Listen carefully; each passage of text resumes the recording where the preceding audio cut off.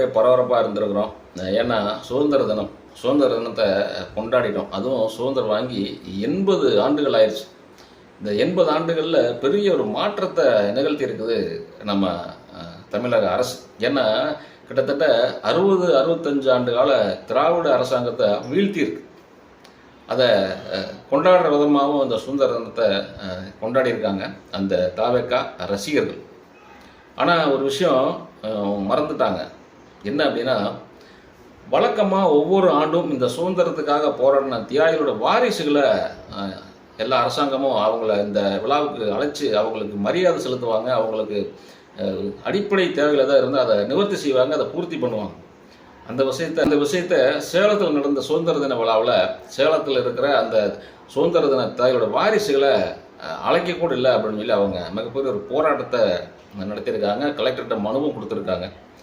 ஆக யாரையெல்லாம் முன் வரிசையில் உட்கார வைக்கணும், யாரையெல்லாம் அழைக்கணும் அப்படிங்கிறதெல்லாம் மறந்துட்டு இன்னைக்கு சுதந்திர தின விழாவை யாரோ நம்ம கொண்டாடுறோம். உண்மையிலேயே இந்த சுதந்திரத்துக்காக பாடுபட்ட அந்த தியாகிகளோட வாரிசுகளை நம்ம எல்லாம் மறந்துட்டோம். சுதந்திரம்னா என்ன, நமக்கு சுதந்திரம் எப்படி கிடைச்சது அப்படிங்கிறத ஒரு சின்ன பையன் அவங்க ஸ்கூலில் நடந்த விழாவில் பேசியிருக்கான். இந்த காணொலியை பார்த்தாவது சுதந்திரம்னா என்ன, சுதந்திரம் நம்மளுக்கு எப்படி கிடைச்சது அப்படிங்கிறத நீங்க தெரிஞ்சுக்கணும். அனைவருக்கும் வணக்கம். வங்கத்தில் எழுந்தவள், சங்கத்தில் வளர்ந்தவள், அங்கத்தில் கலந்தவள், எங்கும் நிறைந்தவள், திங்களி மங்களமாய் தீம்பாளி தீஞ்சுவையாய் தித்திக்கும் தெல்லமுதாய் முத்தி கனியாய் முழு முதல் நீயாய் எங்கும் புகழ் மணக்க எங்கும் பரவிருக்க தென்னாவி கலந்தவளே, என்னாலும் என்னாவளி நிற்பவளே, என்னவளே இனியவளே, தென்னவனின் தவமகளே, தாயே தமிழே, உன்னை வணங்கி அவையோர்க்கு சொல்கிறேன் பணிவான வணக்கங்கள்.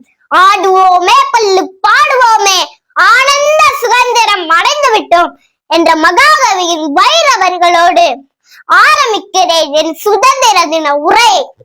முதற்கண் இங்கு கூடியுள்ள அவை சார்ந்த பெருமக்கள் உள்ளிட்ட அனைவருக்கும் என் மகிழ்வான சுதந்திர தின நல்வாழ்த்துக்கள்.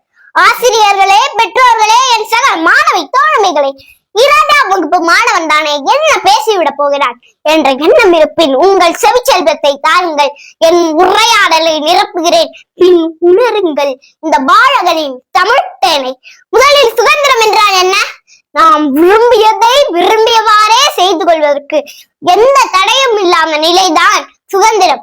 அப்படி நாம் செய்ய வேண்டிய செயலை செய்வதற்கு ஏதேனும் கட்டுப்பாடுகள் இருந்தால் அங்கே சுதந்திரம் இல்லை என்பதே பொருள்.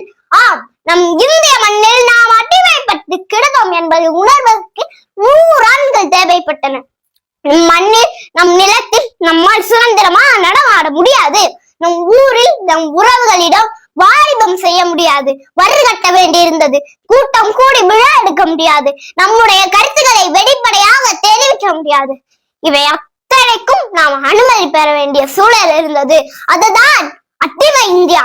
இதை உணரும் போதுதான் நம் இன்னொருவனுக்கு அடிமையாய் வாழ்கிறோம் என்று எழுதது சுதந்திர தின உணர்வு.